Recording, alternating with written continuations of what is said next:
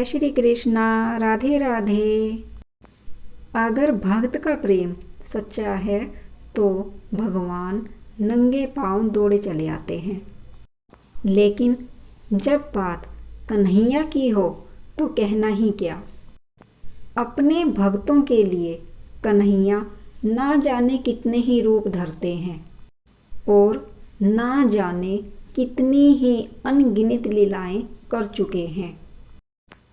इसका स्पष्ट रूप से वर्णन हमारे ग्रंथों में भी कई बार किया गया है और ऐसा ही एक जो काम कान्हा जी ने अपने भक्त के लिए किया था वो मैं अब आपको बताने जा रही हूँ। एक बार कन्हैया ने अपने भक्त के लिए अनोखा ही काम कर दिया था।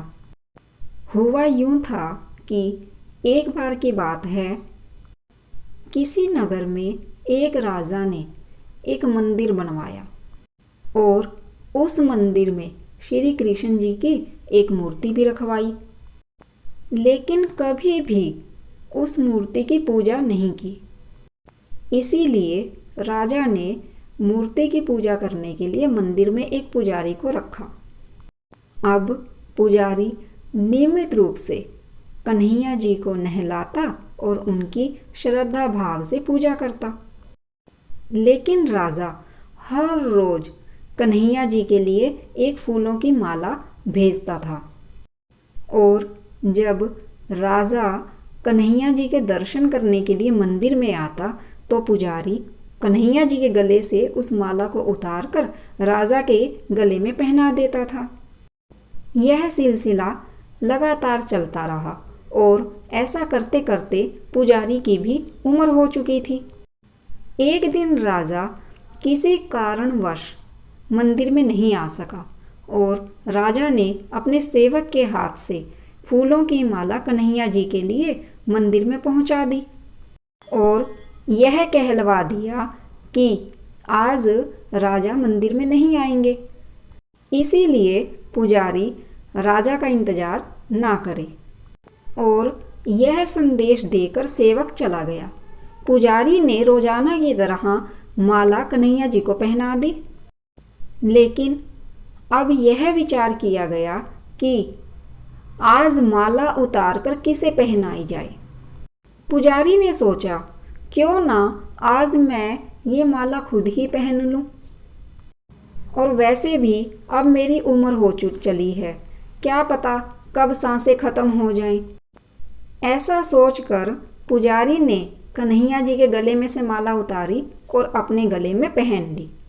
लेकिन इतने में ही सेवक आ गया और आकर उसने पुजारी से कहा कि राजा की सवारी मंदिर में पहुंचने ही वाली है।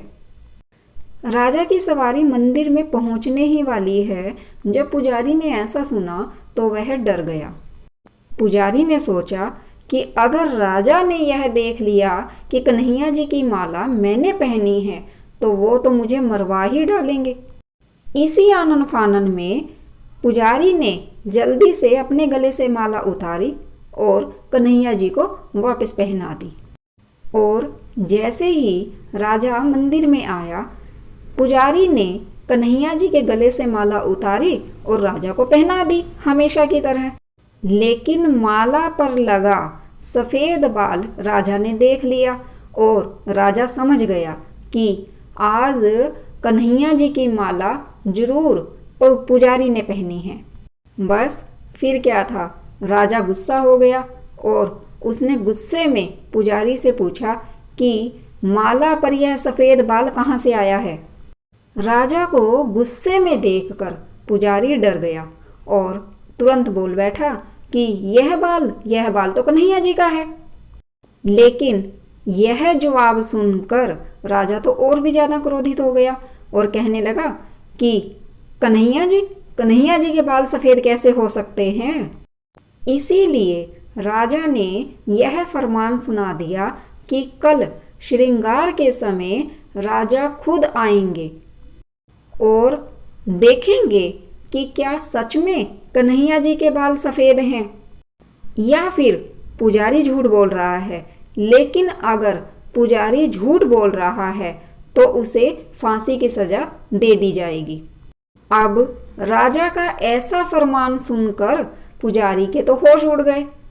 पुजारी ने सोचा अब क्या किया जाए, कहाँ जाए, उसका मरना तो तय है। तब पुजारी रोता रोता कन्हैया जी की शरण में गया और कहा कि हे केशव, मुझसे झूठ बोलने का अपराध तो हुआ है, लेकिन अगर हो सके तो आप मुझे क्षमा कर दें और राजा से मेरी रक्षा करें।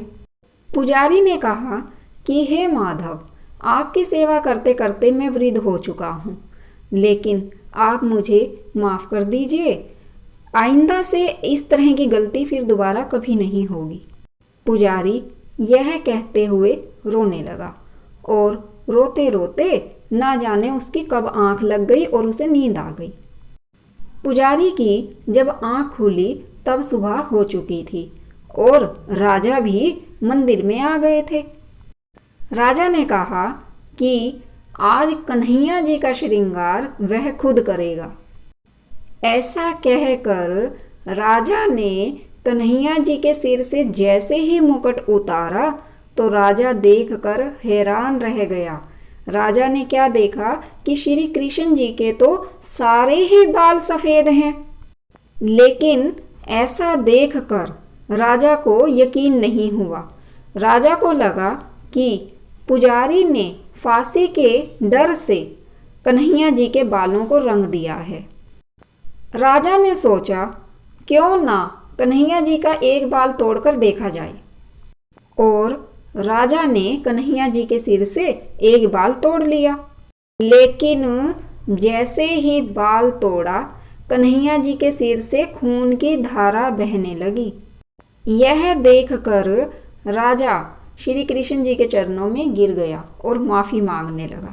तभी श्री कृष्ण जी की मूर्ति से आवाज आई कि हे राजन, तुमने मुझे सिर्फ एक मूर्ति समझा है, इसीलिए आज से मैं तुम्हारे लिए सिर्फ और सिर्फ एक मूर्ति मात्र ही रहूंगा। लेकिन पुजारी ने पूरी सच्ची श्रद्धा भाव से मेरी पूजा की है, मेरी भक्ति की है, इसीलिए उसके अनन्य भक्ति देखकर मुझे अपने बाल सफेद करने पड़े। श्री कृष्ण जी ने कहा कि भक्ति में कभी भी संशय नहीं होना चाहिए और सच्चे भक्त की लाज तो मैं कभी जाने ही नहीं देता। इसीलिए बिना संशय के सच्ची श्रद्धा से भक्ति करनी चाहिए। आपको श्री कृष्ण जी की यह कथा कैसी लगी, प्लीज़ मुझे ज़रूर बताइए। अगर आपको मेरी वीडियो अच्छी लगी है तो प्लीज़ लाइक कीजिए, शेयर कीजिए, सब्सक्राइब कीजिए और कमेंट्स ज़रूर कीजिए। जय श्री कृष्णा, राधे राधे। श्री कृष्ण गोविंद हरे मुरारी, हे नाथ नारायण वासुदेवा। श्री कृष्ण गोविंद हरे मुरारी, हे नाथ नारायण वासुदेवा। जय श्री कृष्णा, हरे हरे, राधे राधे।